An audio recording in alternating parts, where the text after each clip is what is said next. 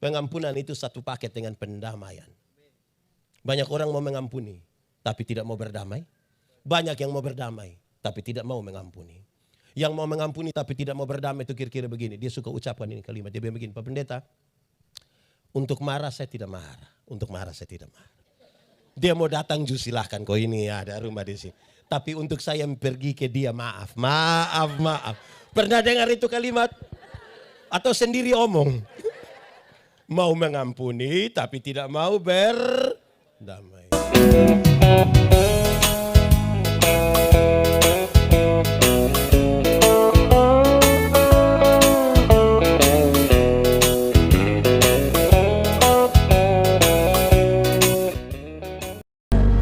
Mari kita berdoa. Ya Tuhan Allah, kami mohon kepadamu, kuatkanlah dan teguhkanlah iman kami, supaya waktu di mana kami belajar firman Tuhan, biarlah ini menjadi waktu terbaik bagi kami. Kami mohon Tuhan, jauhkan semua penggoda pencobaan, baik di dalam kami maupun di sekitar kami. Biar di dalam damai sejahtera-Mu kami belajar firman Tuhan. Kami rindu pada firman-Mu. Berfirmanlah bagi kami Tuhan. Di dalam nama Yesus firman yang hidup itu kami berdoa. Amin. Mari silakan duduk semuanya. Bapak Ibu Saudara-saudara, dalam sukacita kita di hari ini, di bawah semangat tema hidup baru dan bercahaya. Saja kita merenungkan satu kisah, tadi sudah didramatisir oleh teman-teman, oleh adik-adik, anak-anak semua. Injil Yohanes pasal 20 ayat 11 sampai ayat yang ke-18. Injil Yohanes pasal 20 ayat 11 sampai ayat yang ke-18. Yesus menampakkan diri kepada Maria Magdalena. Tetapi Maria berdiri dekat kubur itu dan menangis. Sambil menangis ia menjenguk ke dalam kubur itu, dan tampaklah olehnya dua orang malaikat berpakaian putih, yang seorang duduk di sebelah kepala dan yang lain di sebelah kaki di tempat mayat Yesus terbaring. Kata malaikat-malaikat itu kepadanya, "Ibu, mengapa engkau menangis?" Jawab Maria kepada mereka, "Tuhanku telah diambil orang, dan aku tidak tahu di mana ia diletakkan." Sesudah berkata demikian, ia menoleh ke belakang dan melihat Yesus berdiri di situ. Tetapi ia tidak tahu bahwa itu adalah Yesus. Kata Yesus kepadanya, "Ibu, mengapa engkau menangis? Siapakah yang engkau cari?" Maria menyangka orang itu adalah penunggu taman.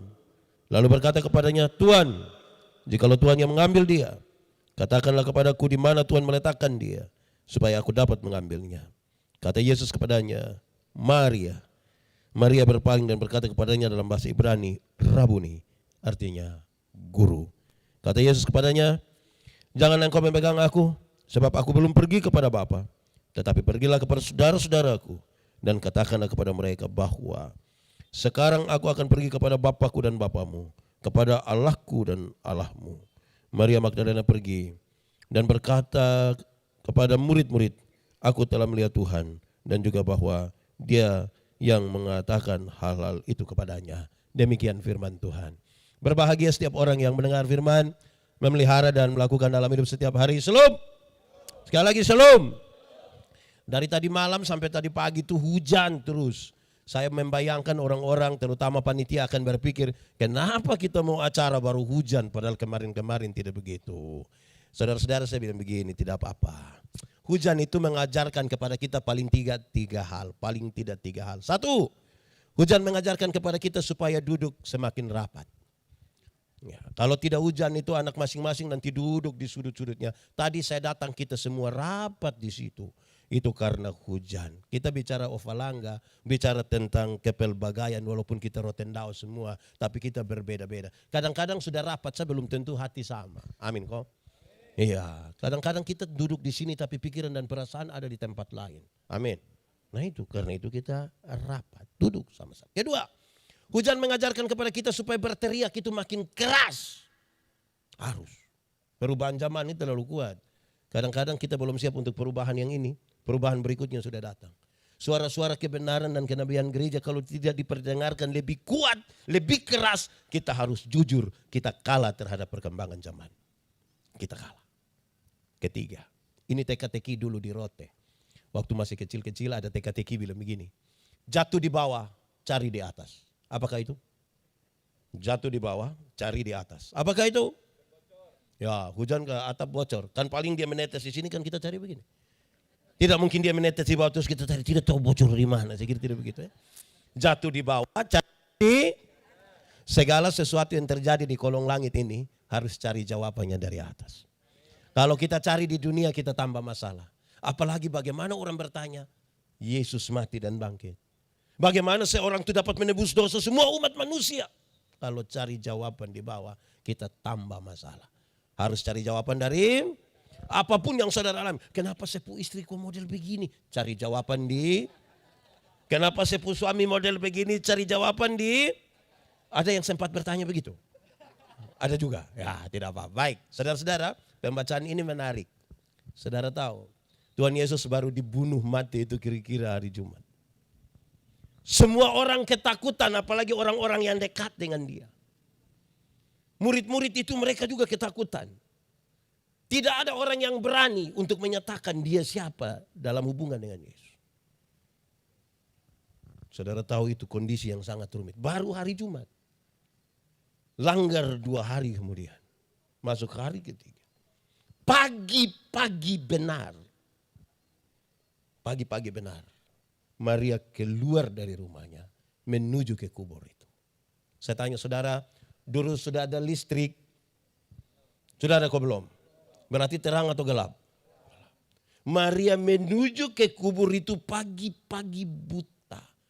Orang-orang bilang di kubur banyak setan. Betul? Orang-orang bilang di kubur banyak. Betul kok tidak? Betul kok tidak? Tidak kok betul? Betul kok tidak? Betul di kubur banyak setan? Tidak juga. Setan ada di mana-mana. Di dalam gereja juga ada setan kok tidak? Di sini ada setan ke tidak? Mana? Nah, itu dia soal itu. Kata orang di kubur banyak setan. Dia pergi mengalahkan ketakutannya. Dia pergi ke sana. Orang bertanya, kenapa Maria seberani itu? Kenapa Maria seberani itu? Jawabannya ringan saudara. Maria Magdalena, kalau kita baca di Lukas pasal 8 ayat 2, dia adalah seorang perempuan yang pernah Tuhan Yesus sembuhkan dari 7 roh jahat. Pengalaman perjumpaan dengan Tuhan Yesus itu membuat dia mengalahkan ketakutannya. Dia pergi mencari Tuhan Yesus. Amin. Saya tanya saudara dulu, saudara pernah punya pengalaman dengan Tuhan Yesus? Ini soal serius saudara. Kenapa? Karena tipis antara pengalaman pribadi dengan Tuhan Yesus. Saya bicara dan berkhotbah tentang iman. Saya bilang begini, orang beriman itu bisa dibedakan dengan orang yang tidak beriman. Yang beriman itu kalau kita sama-sama naik kendaraan terus celaka, tinggal 2 orang selamat. Yang 1 orang beriman, yang 1 bukan orang beriman. Yang orang beriman akan bilang, untung Tuhan saya selamat. Untung, yang tidak beriman akan bilang, untung tadi saya lompat cepat-cepat. Di satu peristiwa yang sama. Yang beriman mengatakan untung, yang tidak beriman mengatakan untung. Saya mau tanya kita, di Ovalangga ini lebih banyak untung Tuhan atau untung saya? Untung? Nah itu kita soal itu. Itu dia soal itu. Pengalaman, saudara bayangkan bangun tidur saja. Harusnya kita tahu bahwa itu sebuah pengalaman dengan Tuhan. Bangun tidur. Ada orang yang tidur tidak bangun lagi. Dia tidur terusin. Saudara masih bangun ke tidak? Masih? Atau tidak tidur memang? Masih bangun pengalaman dengan Tuhan saudara. Kalau tiap-tiap hari kita mengaku itu, saya kira kita punya pengalaman itu dengan Tuhan. Maria pergi ke situ. Dia pergi dengan sebuah harapan. Walaupun hanya akan berdiri di depan kubur itu. Walaupun hanya akan berdiri di depan kubur itu. Itu sudah cukup baginya untuk sedikit meringankan dia punya perasaan. Sampai di sana. Perasaan itu tambah enak atau tambah sedih? Tambah sedih. Saudara kira kalau cari Tuhan sampai sana langsung enak? Belum tentu. Kita rencana mau cari yang enak sampai di sana persis seperti Maria. Berharap bisa melihat saja kubur yang tertutup itu. Tapi sampai sana mayat Tuhan Yesus tidak ada. Sudah jauh-jauh lagi jalan. Gelap-gelap lagi. Pergi sampai di situ. Tidak ada apa-apa. Saya mau tanya saudara. Pernahkah saudara mengalami sesuatu di mana saudara sudah betul-betul mati-matian tetapi ternyata nol? Pernah alami? Manusia sering dihadapkan pada 3 kondisi. Pertama. Ada kondisi di mana kita mau dan Tuhan juga mau. Ada saat kita mau sesuatu, Tuhan setuju. Itu rasa-rasanya kita rindu bersaksi di mana-mana. Kita rindu betul-betul. Kalau kita mau, Tuhan juga. Tapi ada kondisi kedua di mana kita mau tetapi Tuhan tidak pernah alami. Banyak. Kita mau ini, Tuhan bilang tidak. Waktu Tuhan tidak mau, apa yang saudara pikirkan? Marah kan? Saudara, katanya Tuhan itu baik, kenapa begini? Kadang-kadang kita protes, kadang-kadang kita bandingkan. Tuhan dia yang di sana saja tidak pernah gereja. Tiap hari ganti mobil, Grab. Tapi kita pikir dia lebih baik dari kita. Ya kira-kira begitu. Tapi ada kondisi ketiga. Tuhan mau, tapi kita yang tidak mau. Ada kondisi di mana Tuhan mau sesuatu, tapi kita tidak. Contohnya bagaimana? Gampang. Anggap saja kita sementara marah sama satu orang. Di Ovalangga ini semua damai-damai kah? Tidak bertengkar satu sama lain. Aman. Amin. Sedikit lagi dunia kiamat khusus Ovalangga ini. Sedikit lagi. Katakanlah saudara marah sama seseorang. Terus Tuhan kan bilang begini, hei kamu dua tuh jangan baku marah. Kamu dua jangan baku marah. Kamu dua mesti saling mengampuni. Kan Tuhan mau kita saling mengampuni. Nah ini berat. Setiap kali kita bilang ampuni dia. Aduh Pak saya mau ampuni tapi setiap kali. Pernah alami itu? Saudara pernah marah seseorang? Dia ada duduk di sini? Ada kok tidak? Coba lihat dia coba. Kenapa semua lihat saya? Saudara marah saya kan? Ya, saudara kan tidak enak. Tapi Tuhan bilang ampuni. Waktu Tuhan bilang ampuni saudara. Pengampunan itu satu paket dengan pendamaian. Banyak orang mau mengampuni, tapi tidak mau berdamai. Banyak yang mau berdamai, tapi tidak mau mengampuni.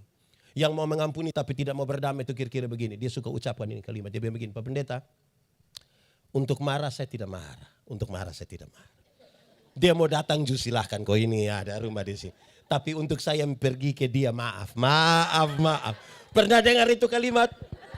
Atau sendiri omong? Mau mengampuni tapi tidak mau berdamai. Tuhan mau tapi kita tidak mau itu dia seberat itu. Kedua, ada yang mau berdamai tapi tidak mau mengampuni. Itu yang bagaimana? Itu sama kayak anak kecil. Anak kecil itu kalau main kelereng tiba-tiba dua berkelahi, bertengkar. Dia punya papa datang, hei damai. Damai. Ini yang kau pun kakek, damai.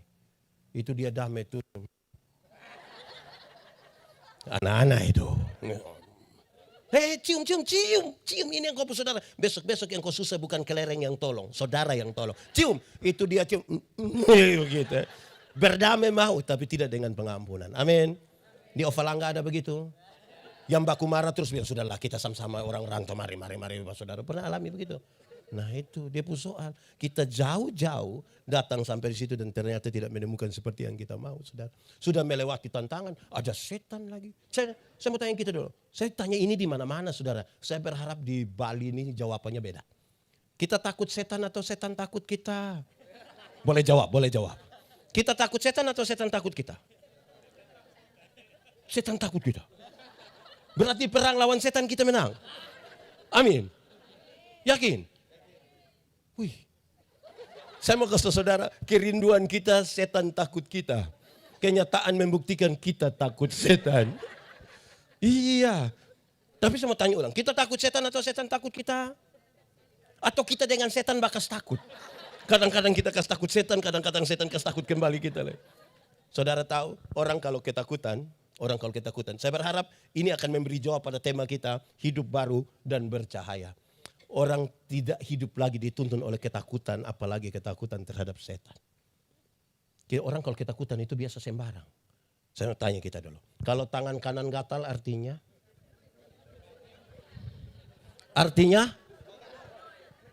Kalau tangan kanan gatal artinya? Dapat uang. Wih kalau orang tangan kanan gatal artinya dapat uang, itu orang koreng, itu kaya raya. Itu bukan tangan kanan saja yang gatal, semua gatal habis itu. Ay, siapa yang ajar kita? Kalau tangan kanan gatal dapat uang berarti resesi itu gampang. Tinggal semua. Siapa ajar kita saudara? Alkitab bilang begini, satu-satunya cara untuk dapat berkat ialah kerja. Apa? Kerja bukan bagatal. Siapa ini? Tidak begitu. Saudara, yang menarik kita, kalau kita belajar dari surat Paulus kepada Efesus, dia bilang begini, doa-doa orang percaya itu seperti panah-panah api. yang tembak roh-roh jahat di udara dan perjatuhan itu. Iya toh? Berarti iblis takut doa orang percaya karena ada Tuhan yang berkuasa di situ. Amin. Tapi banyak ibu hamil keluar malam dan tidak berdoa. Dorang ambil paku 10 sentimeter. Di Bali sini ada. Ada yang begitu. Itu siapa punya istri, coba. Angkat kita jujur-jujur. Saya kadang-kadang heran ini. Kalau iblis takut paku, maka semua gaji itu beli paku saja. Kadang-kadang itu sini taruh paku lagi, sisir besi lagi, gunting lagi. Sebenarnya itu kepala ke toko bangunan itu. Kita juga pusing di situ. Weh, repot betul ya. Aneh. Ini kalau di Timor, di Rote, ini saya yang bawa kita ingat-ingat kembali. Kalau ada anak kecil baru lahir tuh, sumontok-montok lagi, menggemaskan lagi, bagus sekali. Tahu sendiri orang Rote Puana tuh, orang kepingin cium. Celana bagus, baju bagus, kancing 3. Dia pun mama tambah apa di sini? Dia pun mama tambah apa? Itu tambah genok untuk apa? Tambah untuk ini hidup dalam galap ini yang begini nih. Saya melayani di pedalaman timur, terus satu malam mau ke Kupang. Dari tempat saya pelayanan ke Kupang itu kira-kira 180 kilo. Jam 9 malam ambil motor naik, ibu pendeta naik, kami pun anak umur 1 tahun ibu gendong. Pas mau jalan beberapa orang bilang, Bapak, yo jangan lupa taruh genoak. Saya bilang, untuk apa? Usir setan. Lu yang setan sudah. Setan. Satu saat minggu kedua bulan Desember kami ada di gereja. Hujan belum turun di minggu kedua Desember itu menggelisahkan. Takut musim kering nanti akan bermasalah sekali. Saya bilang kepada beberapa orang di gereja. Hujan belum turun Dorang bilang, proyek Pak, proyek. Jadi saya heran apa hubungan proyek dengan hujan. Demikian Bapak, ini ada orang tutup hujan Bapak. Hei, tutup bagaimana? Proyek pemerintah banyak di akhir tahun, jadi orang tutup hujan. Saya bilang, hujan bisa ditutup? Bisa. Bagaimana cara tutup hujan? Saya bayangkan penjelasannya ilmiah. Ilmiah artinya masuk akal dan bisa dipertahankan terus menerus. Saya bayangkan awan hitam yang berkumpul tebal itu kita tembak pakai sinar laser kah? Atau pakai efek kaca pantul cahaya. Kira-kira begitulah. Ternyata bukan itu yang dia maksud. Bukan Bapak. Lalu, permisi Bapak. Kita tinggal buang pakaian dalam di atas rumah. Hujan tidak turun. Saya bilang itu celana dalam merek apa itu? Di sini ada yang bisa tutup hujan.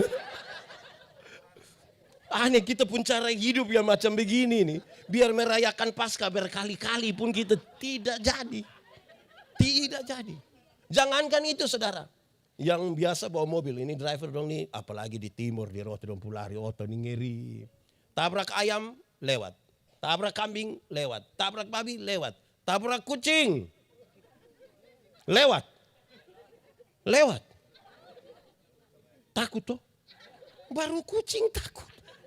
Jadi kita ini hidup ini lagi kita bangun di sesuatu yang tidak tahu gelap kok atau apa. Nah, kira-kira begitu loh. Kita ke setengah itu kan tema kita tidak di situ.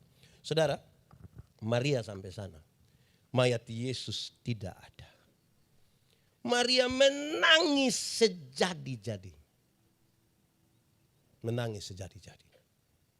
2 malaikat itu yang begini. Ibu, kenapa ibu menangis? Siapakah yang engkau cari?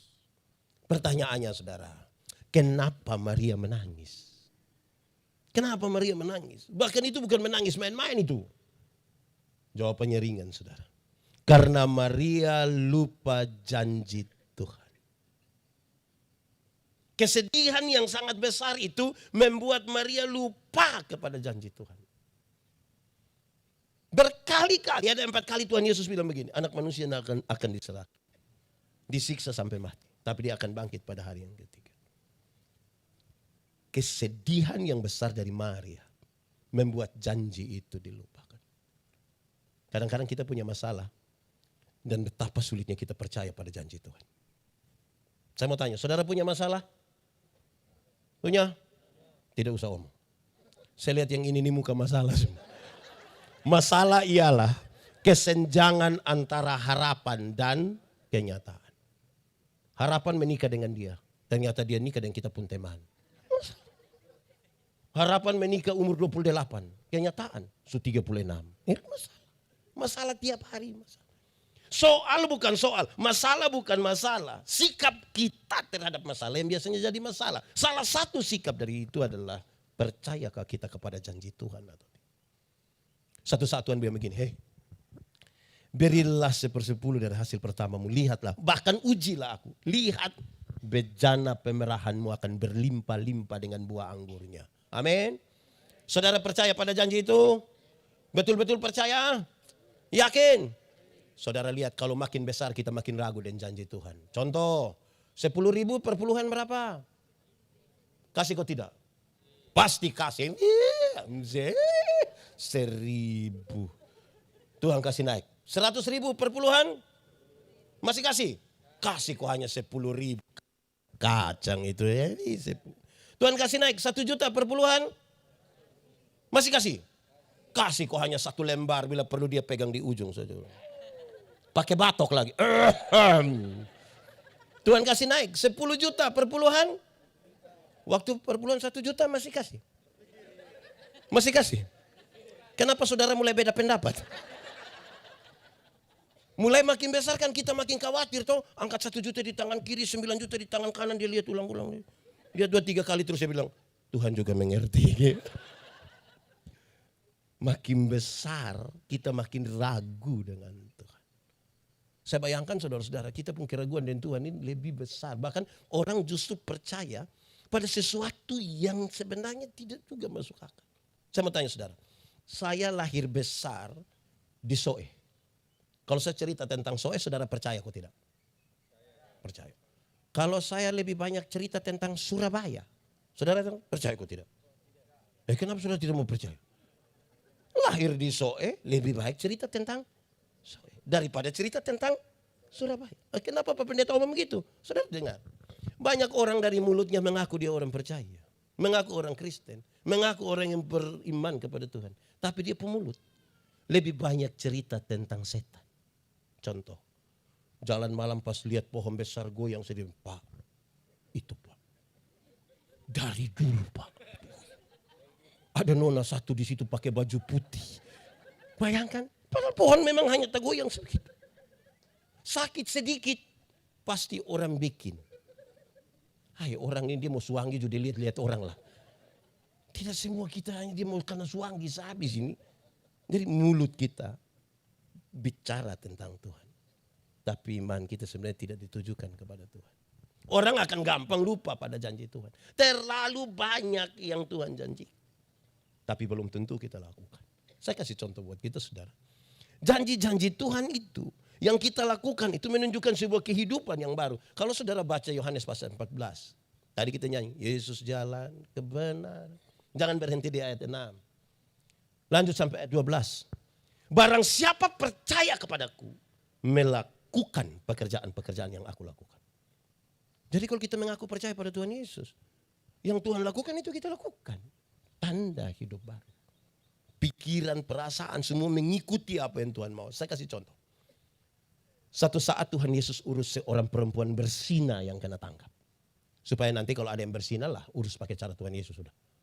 Ini perempuan berzina kena tangkap. Ini menurut hukum setempat. Dia harus dilempar dengan batu sampai mati. Orang-orang kampung bawa datang. Tuhan Yesus bilang begini. Siapa rasa diri tidak berdosa silakan angkat batu lempar duluan. Ada yang lempar?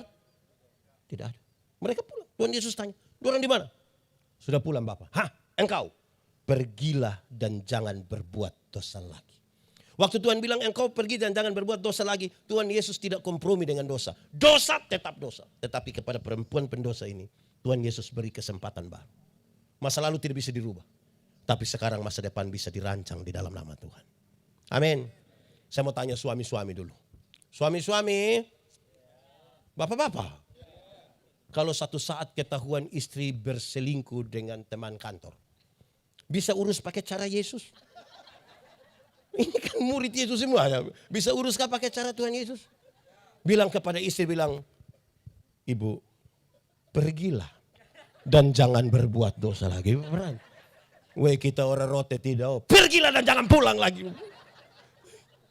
Saya mau tanya ibu-ibu dulu. Ibu-ibu. Ibu-ibu. Kalau satu saat ketahuan suami berselingkuh dengan teman kantor. Bisa urus pakai cara Tuhan Yesus? Bisa. Cari suami terus bilang, papa pergilah. Dan jangan berbuat dosa lagi. Pasti papa bilang, puji Tuhan deh. Banyak ibu-ibu di NTT tidak begitu. Ketahuan suaminya berselingkuh, dia berdiri baik-baik di muka pintu berpakai bahasa Kupang. Dia bilang, lu kira lu sendiri yang bisa? Jangan lihat umur begini bapak, tapi berapa yang kecewa. Ini kalau cara urus begini nih kita susah selesai. Kita susah selesai. Mulut kita bicara tentang Tuhan, tapi kita tidak percaya apa yang harus kita lakukan. Amin kok. Satu saat Tuhan Yesus urus seorang yang ini saya khotbah di Rote ini. Orang bertengkar baku rampas jabatan. Dan nanti kalau ada yang bertengkar baku rampas jabatan, jadi ketua Ovalan. Saudara-saudara, murid-murid sementara bertengkar, siapa yang terbesar di antara mereka? Yakobus bilang dia, Petrus bilang dia, Andreas bilang dia. Tuhan Yesus tidak marah. Jabatan itu kebutuhan. Tapi prosesnya menjadi penting. Tuhan Yesus ambil satu anak kecil, taruh di antara mereka. Terus Tuhan Yesus bilang begini, barang siapa mau menjadi yang terbesar di antara kamu, hendaklah dia menjadi yang selesai. Tidak pakai pendekatan dan siapa-siapa.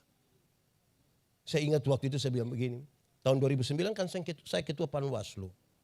Datang 1-2 caleg bilang saya bilang begini, pendeta, yo, kira-kira saya bisa jadi anggota dewan kok tidak? Saya bilang yang macam bapak begini tidak bisa. Hei, kok Pak Pendeta yakin? Iya. Bapak ini saya minta tolong jadi penatua diaken yang hanya urus 20 kakak, bapak tidak mau. Sekarang bapak mau urus kami yang begini banyak, saya yakin tidak bisa. Habis pemilu ternyata dia tidak terpilih. Dia datang cari saya dengan bapak, yo, ternyata bapak pemulut panas betul. Saya bilang ini bukan soal panas, Anda yang tidak terbiasa setia dengan perkara kecil. Firman Tuhan berkata, kalau engkau setia pada perkara-perkara yang kecil, kepadamu dianugerahkan. Anugerahkan itu berarti duduk diam-diam kok dia kasih. Bukan pas pemilu baru datang kasih bilang, kita 2 saudara. Saudara apa muka beda? Kan tidak bisa begitu. Setia dulu pada, jadi kalau dikasih tanggung jawab itu, ya urus dulu begitu. Itu kita percaya kepada Tuhan. Satu saat Tuhan Yesus urus sebuah dilema pajak. Dilema pajak ini Tuhan Yesus urus dengan cara yang agak luar biasa. Tuhan Yesus mulai dari pertanyaan. Bolehkah membayar pajak kepada kaisar atau tidak? Ini pertanyaan, jawabannya gampang, efeknya berat. Kalau mereka tanya Yesus, boleh bayar pajak kepada kaisar atau tidak? Kalau Tuhan Yesus bilang, boleh bayar pajak kepada kaisar. Ribuan orang pengikut Yesus akan meninggalkan Yesus karena pajak terlalu berat. Tapi kalau Tuhan Yesus bilang tidak boleh bayar pajak kepada kaisar, maka Tuhan Yesus akan dianggap memprovokasi masyarakat untuk lawan pemerintah. Pasti dia ditangkap. Tuhan Yesus bilang tunjukkanlah kepadaku koin untuk pembayaran pajak itu. Gambar dan tulisan siapa ini? Kaisar. Berikan pada kaisar apa yang wajib kamu berikan pada kaisar. Tapi berikan pada Tuhan apa yang wajib kamu berikan pada Tuhan. Itu bukan soal perpuluhan. Itu bukan soal persembahan uang. Gambar dan tulisan siapa ini? Kaisar. Karena pada uang ini adalah gambar dan tulisan kaisar, kasih kaisar. Tapi Alkitab mengatakan, kamu adalah gambar dan tulisan Allah. Berikan uangmu pada kaisar, tapi berikan dirimu pada Tuhan dan bukan uangmu. Supaya jangan ada orang bilang, Pak Pendeta, saya memang tidak pergi ke gereja Bapak, tapi saya pun persembahan pergi Bapak. Di surga tidak ada kios jual Indomie itu, tidak ada. Supaya kita pun diri yang pergi, bukan uang yang pergi. Itu serius itu. Jadi saudara lihat, banyak orang akan sangat bersusah hati menyelesaikan persoalan-persoalannya karena dia melupakan janji Tuhan dan tidak bisa untuk melakukan apa yang Tuhan mau. Lalu apa yang dilakukan? Dia menangis, dia sudah lupa janji Tuhan. Dia balik belakang. Dia lihat Tuhan Yesus di situ. Waktu dia lihat Tuhan Yesus, harusnya kan dia datang cari ini Tuhan Yesus. Dia kenal Tuhan Yesus ke tidak? Tidak kenal. Dia tidak kenal. Bahkan Tuhan Yesus bertanya. Tuhan Yesus bertanya, Ibu, kenapa engkau menangis? Dia tidak kenal. Kenapa sampai Maria tidak kenal Tuhan Yesus? Kenapa Maria tidak kenal Tuhan Yesus? Padahal yang dia cari itu Tuhan Yesus. Kenapa sampai dia tidak kenal? Jawabannya adalah, dia sementara pergi ke situ mencari Tuhan Yesus yang mati. Maka ketika Tuhan Yesus berjumpa dengan dia dalam keadaan hidup, dia tidak kenal Tuhan Yesus. Karena dia cari Tuhan Yesus yang, saya mau tanya kita ini cari Tuhan Yesus yang hidup atau yang mati? Yang hidup atau yang mati? Yakin? Betul? Oke, kita uji. Kursi ini hidup atau mati? Karena dia mati kita bisa atur dia menurut yang kita mau. Meja hidup atau mati? Karena dia mati kita atur menurut kita mau. Ini apa lagi? Ini tenda hidup atau mati? Karena dia benda mati kita atur menurut kita mau. Sekarang saya tanya, Tuhan Yesus hidup atau mati?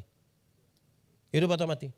Karena dia hidup kita tidak bisa mengatur dia menurut yang kita mau. Tapi saudara lihat, ada banyak orang ingin mengatur Tuhan seperti apa yang dia mau. Seperti Tuhan itu benda mati. Coba saudara periksa 10 doa terakhir dari saudara. Bagi yang tahu berdoa. Yang tidak berdoa dia mau periksa apa. Coba periksa 10 doa terakhir. Saudara tahu.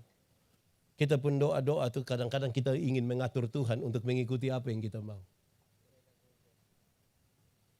Banyak orang berdoa itu 1 menit pertama itu pujian. Tuhan engkau dahsyat, luar biasa, engkau baik. Itu 1 menit pertama. Masuk menit kedua itu daftar permintaan. Itu macam proposal begitu. Itu di permintaan 1, 2, 3, 4, 5, 10, 20, 30, 40, 50, 60, 70. Terus biasanya mau habis dia bilang, ampunilah segala dosa kami. Di dalam nama Yesus kami berdoa. Ada yang sebelum kata ampunilah, dia selalu bilang begini. Sebenarnya masih banyak hal yang ingin kami pinta. 80 ini masih.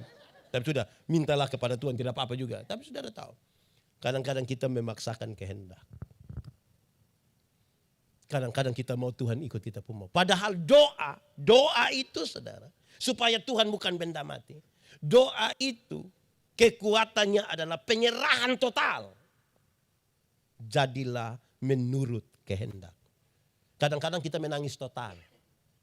Berteriak total. Tapi tidak menyerahkan total. Itu dia pun soal di situ. Kekuatan doa itu pada penyerahan. Tuhan, ini saya pun masalah, saya rindu Tuhan atur. Karena itu, doa supaya bukan Tuhan benda mati dan kita atur-atur. Doa adalah keputusan untuk kita masuk kepada apa yang Tuhan sudah kerjakan jauh-jauh hari sebelum kita berdoa. Jangan saudara pikir pas saudara amin baru Tuhan mulai kerja. Tuhan bekerja mendahului apa yang kita doakan. Jadi waktu saya berdoa, saya akan bilang Tuhan, jadilah menurut yang Tuhan mau. Kan begitu. Doa itu relasi, bukan kata. Doa itu relasi. Kalau relasi yang baik itu kan tidak perlu dengan kata-kata yang terlalu luar biasa kan. Kalau saya dan Om Gustaf kami dua kenal baik, kami dua punya relasi. Saya jalan kaki, beliau naik motor, ketemu saya di jalan. Tanpa saya minta dia berhenti, tanpa saya minta. Pendeta, mau gimana? Naik, karena kami dua saling kenal. Bayangkan kalau kami dua tidak ada relasi, kami dua tidak saling kenal. Saya jalan kaki, beliau naik motor. Ketemu saya di jalan, dia berhenti. Tapi dia tanya saya, ojek kok Pak? Relasi. Lebih penting dari kata-kata. Kita kadang-kadang terlalu banyak kata-kata sampai kita kira Tuhan jawab doa itu kepaksa-paksa. Tuhan. Tuhan jawab doa bukan karena desakan kita. Relasi yang baik memungkinkan kita berkata-kata dengan ringan. Menurut saudara, saya kenal sepupu istri kok tidak?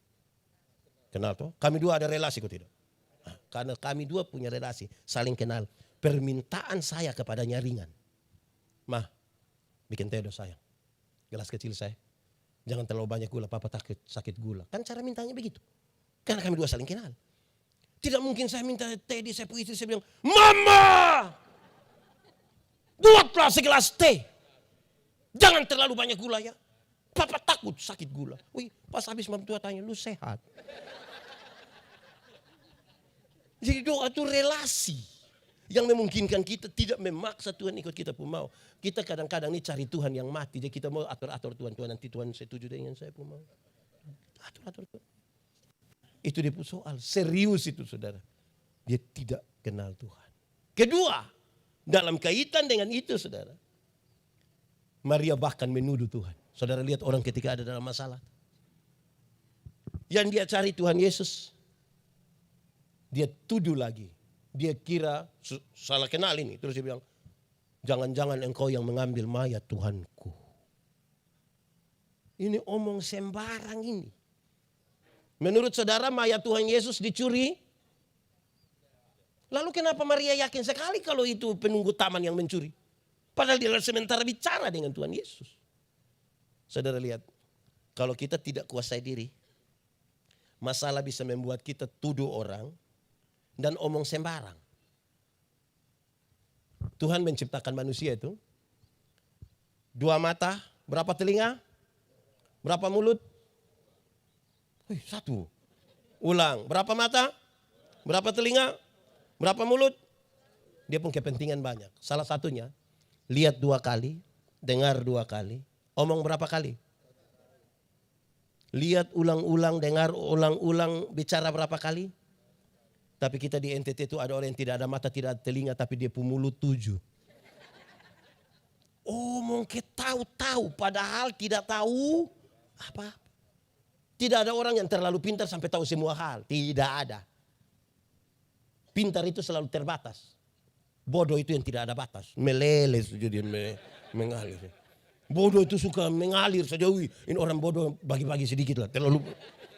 Pintar itu selalu mengerucut pada satu hal. Saudara kalau ke rumah sakit. Kan ke bagian umum. Terus orang tanya. Periksa-periksa. Oh ini sakit telinga. Oke, pergi ke bagian telinga. Sampai di telinga. Dong periksa. Oh ini telinga kanan. Kita pergi lagi ke bagian telinga kanan. Sampai di telinga kanan. Oh ini telinga kanan punya genderang telinga. Kita pergi lagi. Kepintaran mengerucut ke satu hal. Bodoh itu yang tanpa batas. Unlimited itu. Bodoh. Meleleh saja. Jadi saudara. Dengar 2 kali. Lihat 2 kali. Bicara berapa kali? Interpretasi itu hanya boleh dibangun di atas data. Kalau tidak ada bukti, tidak ada data, tidak usah omong. Tidak usah omong. Ini ada satu laki-laki dewasa, perempuan dewasa. Dorang 2 bukan suami istri. Dorang 2 masuk satu kamar, kunci pintu, kasih mati lampu. Saudara duduk begini. Terus saya datang tanya. Siapa di itu kamar? Saudara bilang, Pak ini dan ibu itu. Pertanyaan kedua. Dorang 2 ada buat apa di situ? Orang yang biasa omong sembarang itu akan bilang, tahu sendiri apa. Tahu sendiri apa, kok saya tidak tahu dong buat apa, kenapa paksa saya tahu dong buat di sini. Saya kadang-kadang kita pusing lah dengan itu barang itu. Harusnya waktu saya tanya, dorang 2 ada buat apa di situ? Cukup jawab, minta maaf pendeta, saya tidak tahu. Kalau bilang tahu sendiri, itu positif atau negatif? Iya negatif. Kalau mau tambah yang positif. Dorang 2 ada buat apa di situ? Minta maaf pendeta, saya tidak tahu. Kemungkinan besar dorang 2 ada berdoa Bapak. Saudara kok tidak yakin dorang 2 berdoa? Saudara ini pikir bagaimana? Dorang 2 ada berdoa lah di situ. Kita ini suka tambah-tambah, aduh. Akhirnya tuduh-tuduh orang. Itu biasa dimulai. Saudara kalau orang bicara sesuatu bisa dipertanggungjawabkan. Dorang ada bicara di situ misalnya. Dorang duduk di situ dan bicara. Terus ada orang datang dan bilang, mari. Terus kita lihat dari jauh orang. Itu dia bicara bisa dipertanggungjawabkan. Tapi yang tidak bisa dipertanggungjawabkan itu. Dia datang langsung dia bilang, sudengar kok belum. Ini mulai masuk ini. Terus dia bicara, ada yang datang. Itu merusak ini Ovalangga itu. Ovalangga rusak dengan itu bahasa. Pernah terjadi kok Pak kedua di Ovalangga. Saudara-saudara itu kita pun soal itu. Nah mari kita lihat. Lalu bagaimana sekarang? Ternyata Maria itu mata yang tertuju pada masalah. Tidak bisa melihat kemuliaan Allah. Biasa di penjara-penjara tuh para psikolog pergi bawa kertas putih satu.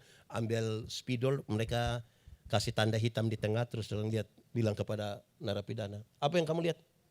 Ada titik hitam. Hanya itu yang kamu lihat? Iya. Betul hanya itu? Iya betul.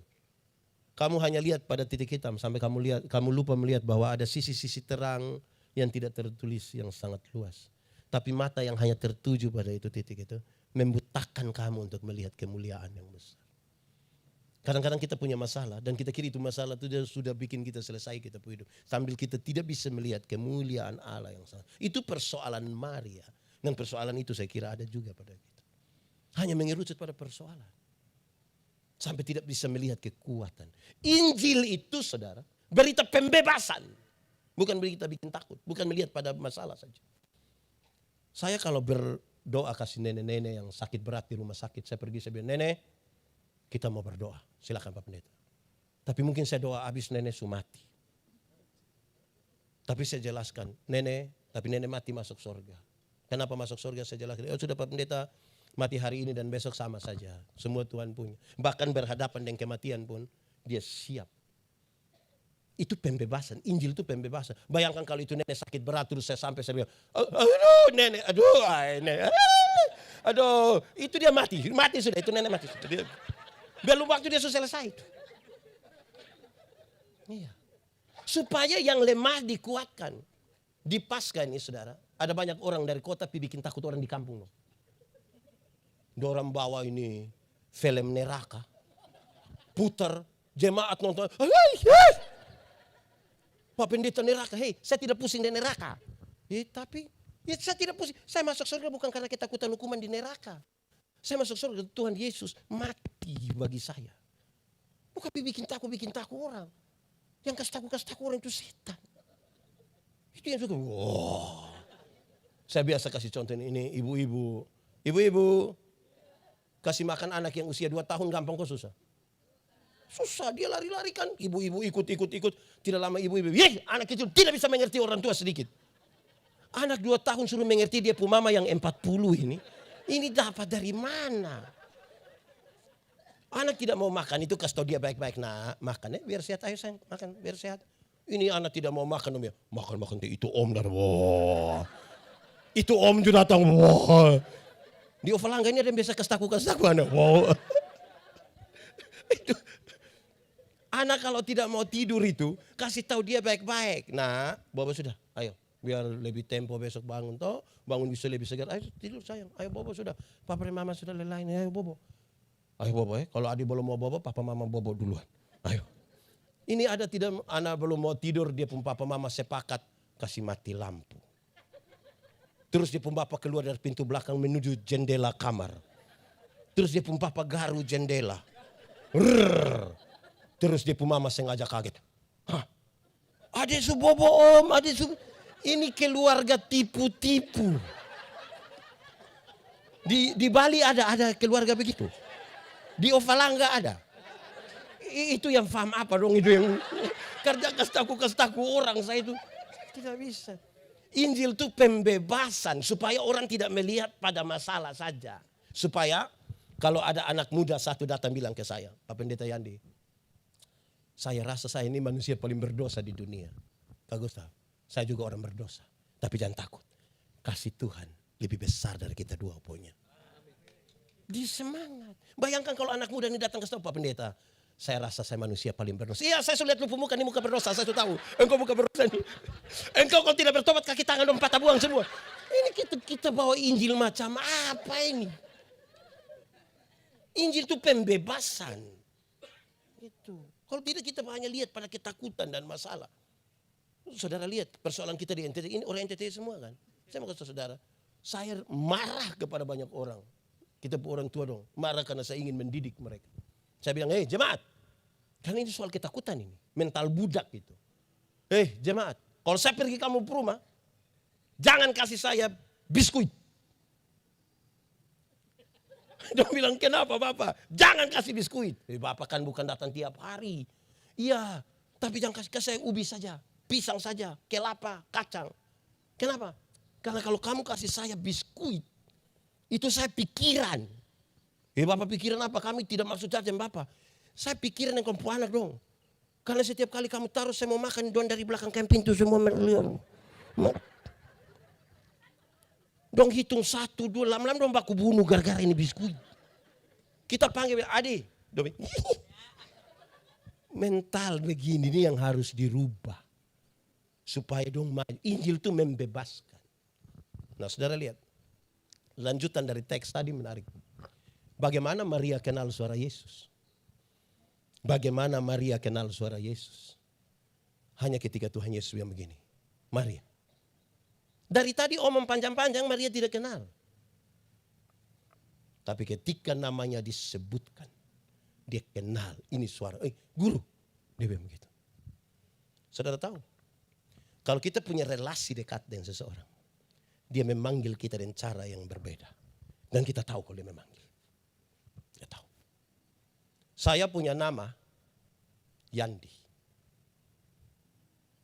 Tapi di KTP Yosep Andreas tidak ada hubungan antara Yandi dan kemarin saya masih bercerita. Kenapa itu hal terjadi? Saya dilahirkan kira-kira 46 tahun lalu. Saya punya mata dua-dua buta.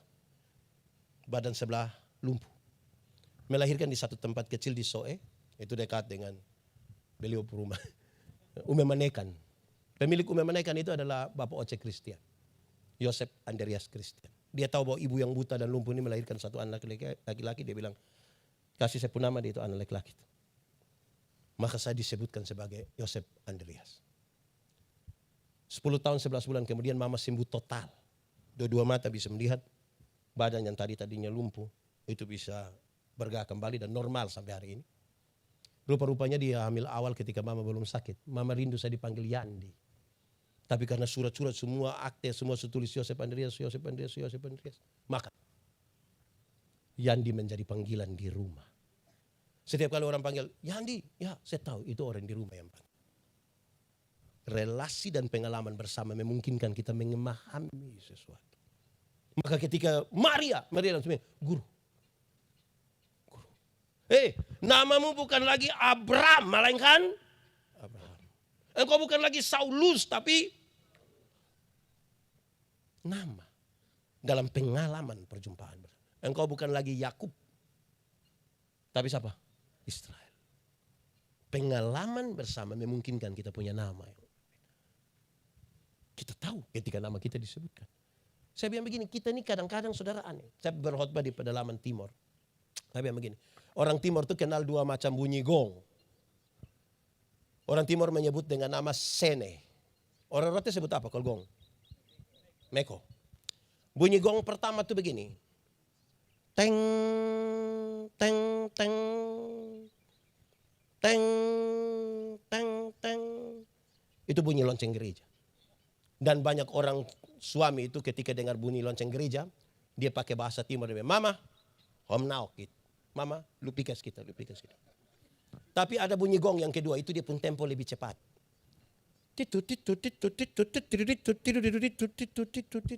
Itu bunyi gong apa tuh? Pesta. Waktu dengar bunyi gong pesta, suami-suami yang tadi bilang, Mama, hom naokit. Sekarang dia balik, Mama, hom paokit. Lu tunggu kok bapak yang pi. Itu lusa baru dia pulang. Tapi suami-suami di Bali ini rajin gereja semua. Kenapa di ibadah hari ini nih yang paling banyak nih mama-mama? Kenapa? Ini mama janda semua. Saudara, kadang-kadang bapak-bapak donju satu. Kita pergi ketemu don di rumah, tidak pergi gereja terus kita bilang, Bapak, kenapa lepas mama sendiri pergi gereja? Kenapa bapak tidak pergi? Dia bilang, Bapak Pendeta, waktu bapak kasih nikah saya dan mama, kami dua telah menjadi satu. Jadi kalau mama sudah pergi, sama dengan bapak juga. Itu bapak memang sudah terlalu itu bapak. Ini mama dong just satu. Ini mama just satu. Mama dong siap bagus-bagus ke gereja terus pendeta bilang, Ibu kenapa sendiri? Suami? Terus dia bilang, tahu sendiri teh. Tahu suami begini kenapa kawin dengan dia? Mau ambil resiko apa? Jadi ingat kita pun nama disebut ingat kita. Ada dua rumah jauh dari gereja. Jauh dari gereja, dekat hutan. Yang satu punya anak perempuan, satu punya anak laki-laki. Yang punya anak perempuan pergi ke anak laki-laki kasih tahu begini, Kak, hari-hari minggu itu kakak tolong jemput kakak punya adik nona ini bawa ke gereja ke sekolah minggu Oke, siap. Ini anak datang jemput yang perempuan bawa ke sekolah minggu. Sampai sekolah minggu, yang perempuan ikut sekolah minggu. Yang laki-laki main kelereng di luar tunggu. Habis sekolah minggu pulang sama-sama. Beranjak ikut katekisasi di gereja. Yang laki-laki jemput antar ke gereja, yang perempuan ikut katekisasi, yang laki-laki duduk-duduk di luar, tunggu terus pulang sama-sama. Rupa-rupanya mereka berdua jodoh. Setelah menikah yang perempuan terpilih jadi majelis gereja. Dia melayani di mana saja, hujan, badai, tofan, tetap suami setia antar. Tapi sampai tempat ibadah, ibu masuk pimpin ibadah di luar, di dalam, Suami main kartu dan teman-teman di luar tunggu. Pas pulang sama-sama. Satu saat mereka meninggal, mati sama-sama. Waktu berjalan sampai pintu surga, Simon Petrus sudah berdiri di pintu surga. Lihat ini ibu datang, Simon Petrus bilang, "Shalom ibu, mari ibu silakan masuk." Lihat dia punya istri masuk, yang suami juga cepat-cepat mau. Pas suami mau masuk, Simon Petrus, Bapak sabar dulu, Bapak sabar dulu. Hei sabar, Bapak sabar dulu. Hei, yang masuk itu saya pu istri. Betul itu Bapak pu istri. Lu tidak tahu itu saya pu istri. Tahu Bapak. Lalu kenapa tanya saya? Kan dari itu hari Bapak hanya antar-antar saja toh. Jadi ini hari Bapak antar saja Bapak pu tempat di sebelah itu. Saya mau tanya, ibu-ibu tadi ada yang suami hanya antar. Terus bilang nanti kalau selesai WA biar saya jemput. Pulang kasih tahu beliau ada salam dari Simon Petrus. Nah saudara lihat kisah lanjutan. Saudara waktu tahu ini Tuhan Yesus. Dia kan sangat senang kan. Dia kepingin peluk Tuhan Yesus. Dia kepingin berlama-lama di situ. Kepingin peluk, kepingin berlama-lama. Tuhan Yesus, hei jangan sentuh aku. Jangan sentuh aku. Aku mau pergi kepada Bapakku dan Bapamu. Engkau pun tugas pergi, bukan berlama-lama dengan saya. Pergi kau kasih tahu orang. Saya mulai dari pengalaman. Saya melayani kira-kira 5 tahun di Sabu Mesara bagian barat. 3 tahun berturut-turut setiap hari. Kan saya tinggal di pastori sendiri. Saya suka putar lagu-lagu penyembahan. Yang termasuk ujilah aku Tuhan dan seterusnya. Saya pun doa hanya satu, Tuhan. Kalau Tuhan berkenan, Tuhan datang. Kan saya sendiri. Saya ingin melihat wajah Tuhan. Saya ingin Tuhan gendong saya. Saya ingin Tuhan peluk saya. Kalau Tuhan tidak mau, saya bilang kepada siapa, saya janji saya tidak akan bicara. Tapi saya rindu. Itu kerinduan banyak orang begitu. 3 tahun kemudian, di satu hari saya berhenti berdoa seperti itu. Ketika saya baca Yohanes 14. Waktu Filipus bilang begini, Tuhan, tunjukkanlah kepadaku Bapa itu dan itu cukup bagi kami. Tuhan bilang apa? Filipus, setiap hari engkau bersama-sama dengan aku, tapi engkau tidak mengenal aku. Engkau seperti orang tidak beriman. Engkau seperti orang yang tidak. Kerinduan saya melihat Tuhan itu kerinduan orang yang tidak percaya. Penjelasannya memuncak di ayat 12. Kalau engkau percaya kepadaku, engkau melakukan sesuatu. Iman itu dasar. Landasan, fondasi dari yang kita harapkan. Harapan itu cita-cita, idealisme ke depan. Saudara mau jadi orang terkaya silakan, mau jadi orang paling apa silakan. Saya semua silakan. Tapi di atas dasar apa saudara bang? Supaya apa? Yang kedua, bukti dari segala sesuatu yang tidak kita lihat. Bukti itu apa? Para arsitek, waktu mereka ingin menggambar sebuah bangunan, mereka taruh dulu di sini yang tidak kelihatan.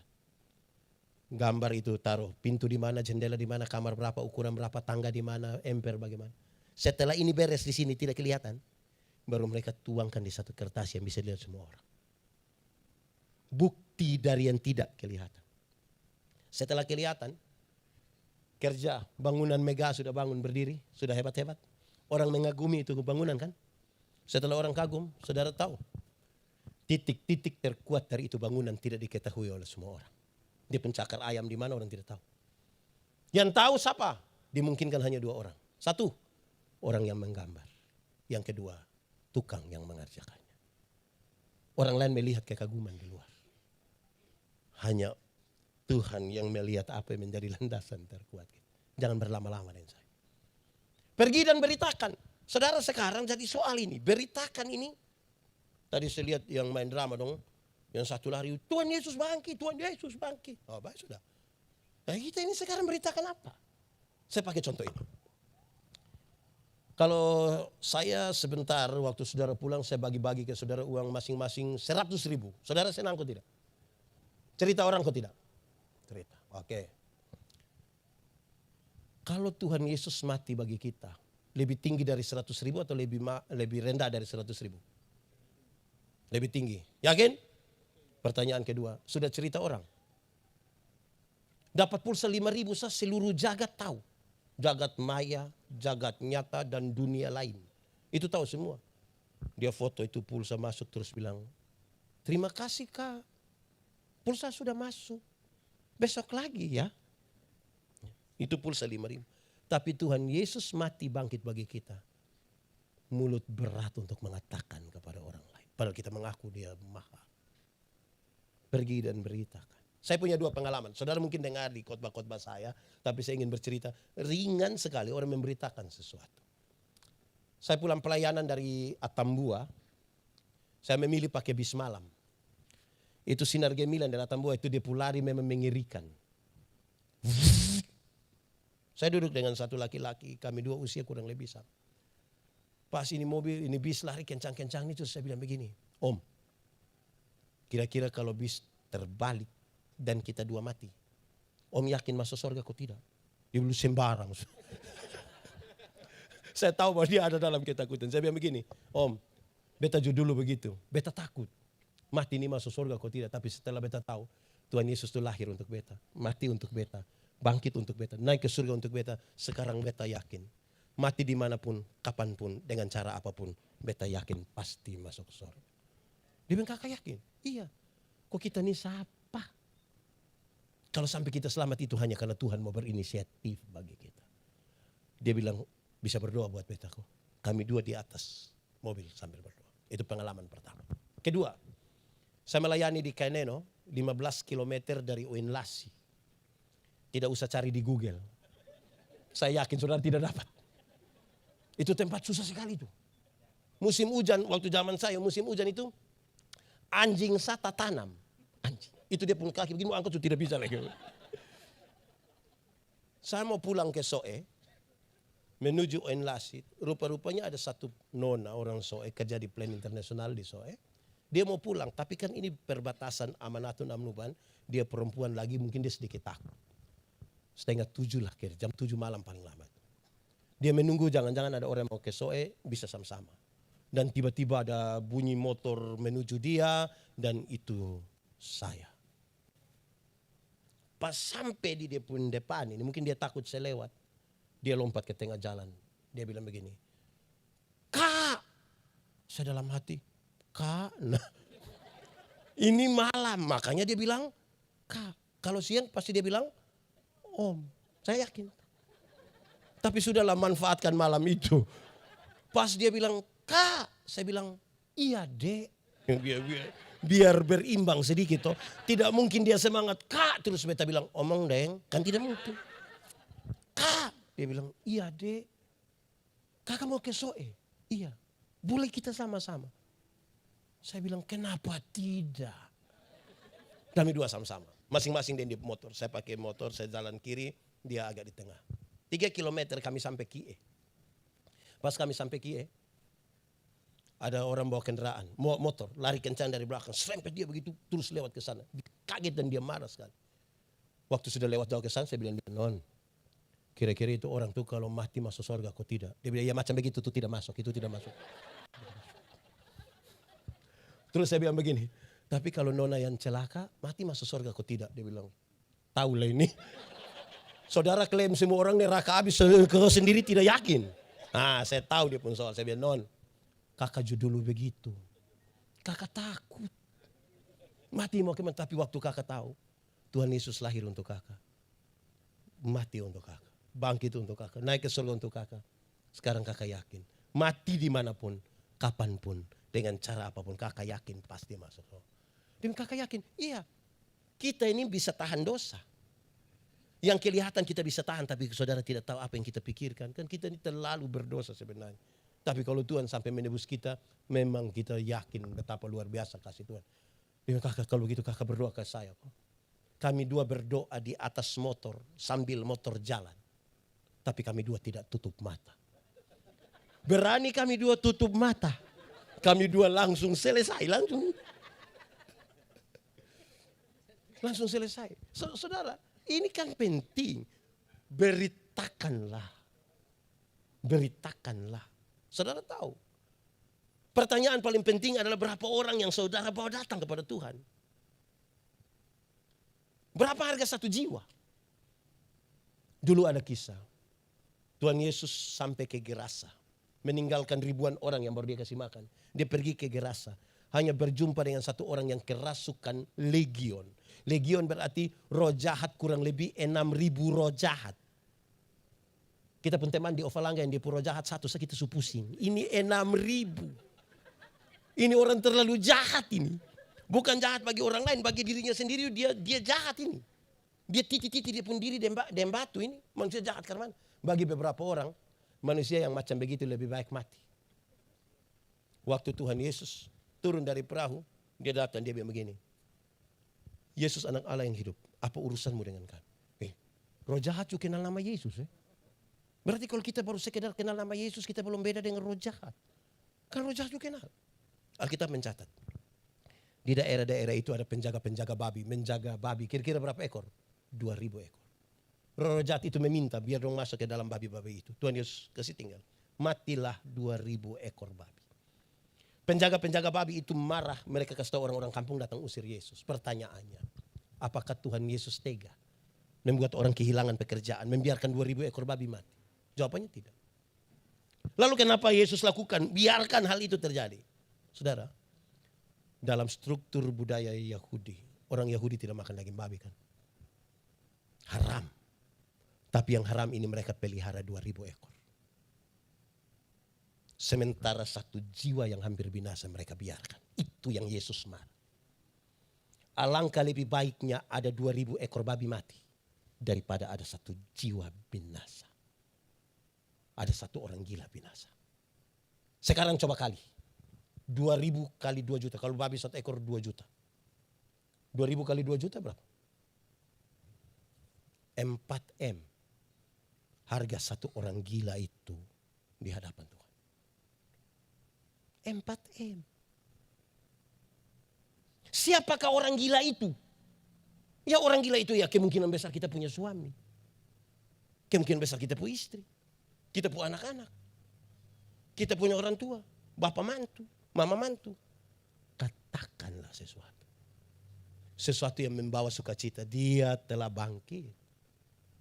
Kalau Anda merasa itu punya sukacita. Katakanlah kepada seseorang. Karena tadi pulsa 5.000 yang masuk, saudara bercerita kepada banyak orang. Sekarang Yesus bangkit bagi saya dan saudara. Masa kita tidak berani bercerita? Pak Pi omong ke orang tersinggung. Belum mulai kita mulai dengan ketakutan. Saudara-saudara, itu pesan Paskah. Dia telah bangkit. Nah dia sudah bangkit jadi hidup begini. Hidup baru. Tadi sejumlah hal mulai diungkapkan. Mulai dari ketakutan sampai pada berani untuk menyatakan. Hidup menjadi bercahaya. Cahaya itu terang. Yang terang tidak dapat bersatu dengan yang gelap. Yang kudus tidak dapat bersatu dengan tidak kudus. 31 Desember kalau kita pergi ke gereja itu. Rata-rata di Kupang itu kan gerejanya jam 6 sore jam 7 malam. Begitu lampu tidak menyala semua. Redup-redup. Ada musik-musik klasik. Teng, teng, teng, teng, teng, teng, teng, teng, teng, teng, teng, teng, teng, teng. Ada puisi. Tidak terasa. Saya dalam hati. Lu tidak rasa. 365 hari ini tidak rasa kok tidak. Bla bla bla bla bla. Terus dia bilang begini. Di tangan saudara ada kertas dan ada pulpen. Mari kita menulis catatan dosa kita. Biar dia berlalu bersama-sama dengan tahun lama. Tahun baru. Hidup baru. Semangat baru. Wih, satu-satu mulai menulis dia punya. 5, 8, separuh tulis dengan menangis. Keluar juga bukan langsung buang. Pakai doa lah, pakai menyanyi. Mampirlah, dengar doa. Ini 31 Desember ini. Masuk minggu kedua bulan Februari dia gila ulang. Lebih parah dari yang tahun lalu. Saudara, saya mau tanya saudara, kalau tadi kita di sini terang. Orang di terang bisa lihat yang digelap kok tidak? Bisa kok tidak? Tidak. Yang digelap bisa lihat orang di terang kok tidak? Kenapa seringkali orang yang sudah terang dia kembali pergi gelap? Karena dia suka begini. Apa itu? pakai bahasa Kupang, Moloi pakai bahasa Rote. Nah, pokoknya itu sudah yang. Kalau dia sudah begini tidak lama dia bilang. Di Bali sini ada yang tukang Moloi. Ada kok. Ada. Nah itu. Nah, mari sudah hidup baru, semangat baru, kita makin bercahaya di dalam Tuhan. Dan saudara lihat, kalau Anda dikenal dunia sebagai milik Kristus, maka Tuhan Yesus mesti kelihatan di dalam hidupmu. Supaya ketika dia lihat kita, ternyata orang yang tinggal dalam Kristus luar biasa. Selamat Paskah. Tuhan memberkati kita. Mari kita tunduk kepala di hadapan Tuhan. Kita angkat hati kita kepada Tuhan. Firman Tuhan berkata kalau kamu dengar suaranya, jangan keraskan hatimu. Minta Roh Kudus lembutkan setiap hati yang keras. Pastikan 1-2 menit ini kita dengan Tuhan. Katakan sesuatu yang jujur kepada Tuhan. Jujur saja. Ingat, manusia bisa kita tipu, tapi Tuhan tidak bisa kita tipu. Dia lihat sampai ke kedalaman jiwa kita dan dia sungguh tahu siapa kita di hadapan Tuhan.